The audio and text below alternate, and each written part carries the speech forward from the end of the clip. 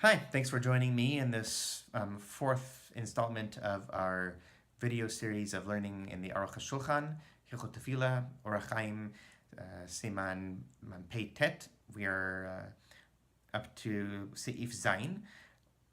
Just to give you a recap, so far we've explored the nature of the mitzvah to pray, and the Aruch Hashulchan expresses dismay over the fact that only the Rambam of all of the earlier rabbinic authorities believes that the mitzvah to pray is deraita, that it's from the Bible, that it's from the Torah itself.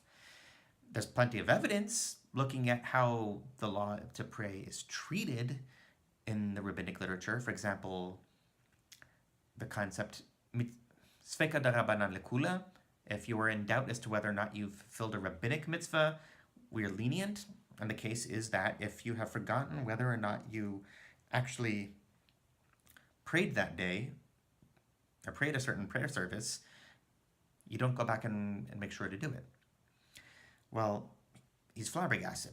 How can it be that supplication before God, that daily expressing one's gratitude and one's awe and fear of God, that laying out one's most heartfelt desires and needs before God, how can that not be something that the Torah demands of us?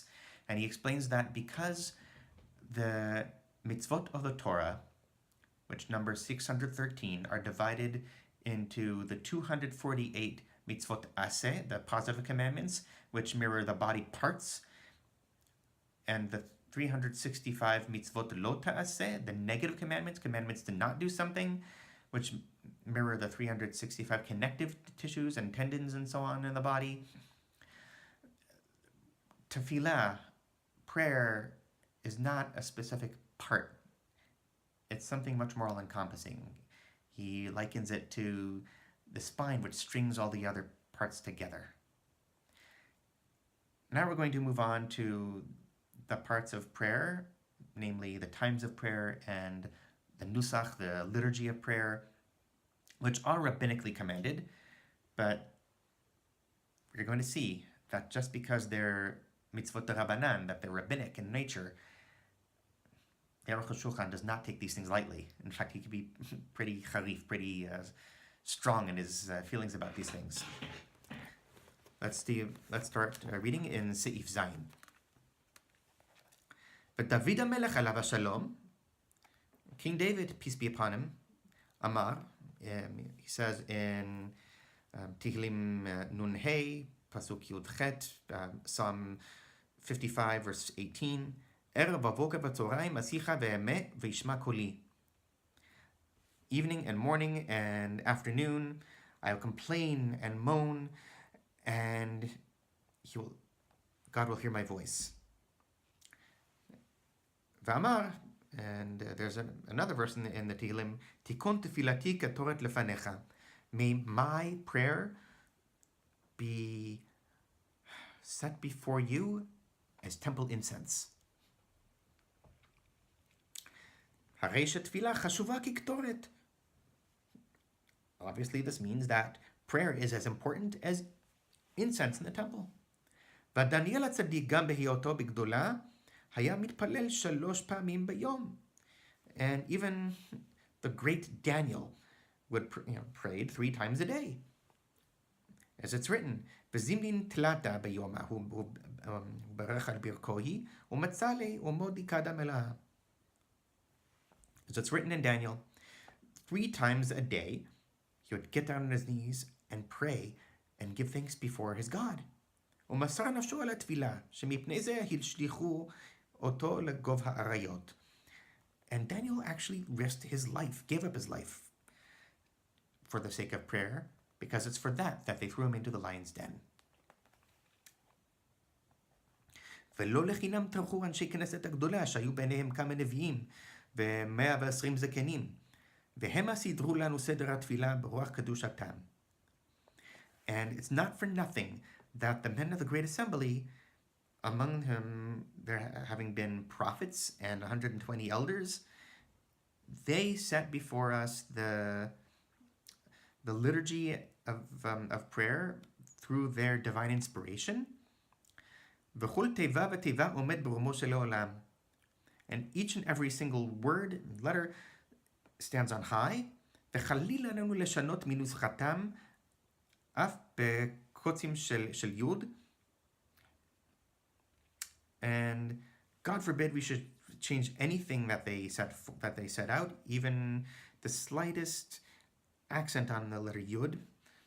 וכל שכן לאותם הפורקים ששינו נוסח התפילה מלשון הקודש ללשון לעז. And all the more so those who threw off the yoke of heaven and threw off the Torah, who did change the liturgy of prayer from Hebrew, from the holy tongue, to the vernacular. ואין להם חלק בעולי ישראל בתורתו הקדושה. Now he gets very very passionate about how prayer must be in Hebrew and must be as it was. We see that the Talmud doesn't necessarily agree with this stance, but he's very, very harif, very, very strong in his language about people who change the wording of prayer, that they have no part in the God of Israel, or in God's holy Torah. And their arrogance is like their stupidity. לשנות ממה שיסדו אבות העולם, 120 זקנים, ומהם כמה נביאים. חגי, זכריה ומלאכי, עזרא ונחמיה, וזרובבל ויהושע בן יהוצדק, הכהן הגדול. And how can it be that an average human being of our generation would be so arrogant as to change what the great 120 elders of the Great Assembly, among whom were some prophets, Haggai, Zechariah, Malachi, Ezra, Nehemiah, Zerubbabel, and Yehoshua ben Yotzadok, the high priest. כמו שכתב הסמ"ג במצווה י"ט עיין שם, וכן הרמב"ם שם, as we see in the smug and in the writings of the Rambam, מצווה י"ט of והשינויים הקטנים שבין נוסח אשכנז לנוסח ספרד, אין זה שינוי דשניהם נתקבלו מראש ומקדם. והרי כולם שווים במניין הברכות ובעיקרי העניינים. And the small differences between the Ashkenazic and Sephardic liturgy, these aren't really changes. They were both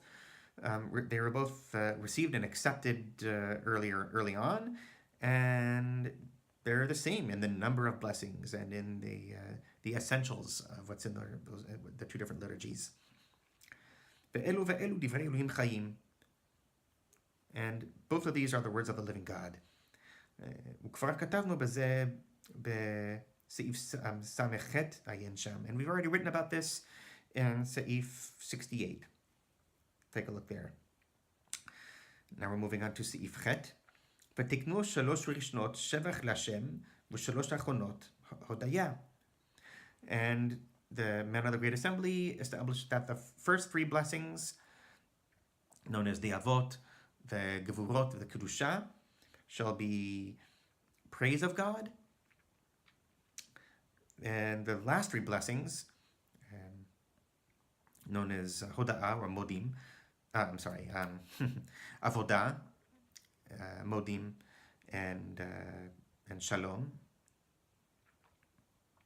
that these last 3 blessings should be thanks. והאמציות יש בין שאלת כל הצרכים שבעולם. And the middle blessings, the 13 blessings in the middle, these should be requests for all of the needs that anybody should possibly have. כמו שכתב הרמב"ם שם, שהם כמו אבות לכל חפצי איש ואיש, ולצורכי הציבור כולן, עד כאן לשונו.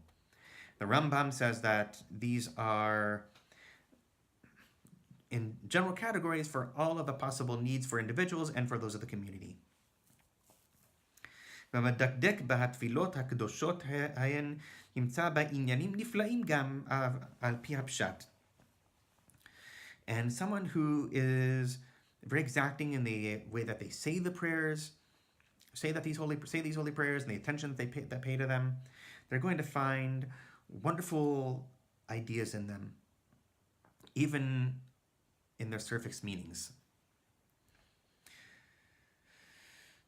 וכל שכן שבוודאי רמזו בכל ברכה וברכה עניינים העומדים ברומו של העולם. And of course, there are higher and more exalted meanings that stand on high in all of these blessings. ולא לחינם אמרו החכמים דתפילה צורך גבוה הוא. And it's not for nothing that the sages says that prayer is a great need. So we're going to stop here for today. And I encourage you to join me and keep up with your own learning and to pay attention to your own davening and see what meanings you can find in the brachot of the Siddur and the blessings of the prayer book. Find your own meanings in it, find the meanings in the words themselves, and pay special attention. Shalom uvracha.